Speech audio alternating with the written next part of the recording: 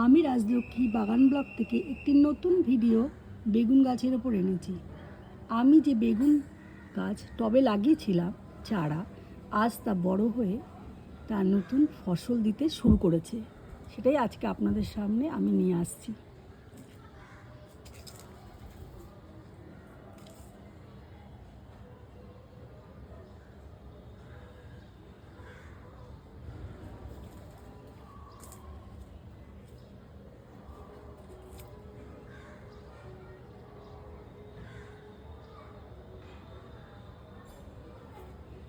দেখুন গাছে কি সুন্দর বেগুনও ধরেছে,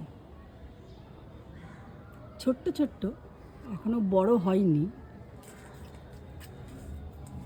পাতাগুলো দেখেই বোঝা যাবে যে গাছগুলো কতটা সুন্দর এবং স্বতঃস্ফূর্ত রয়েছে।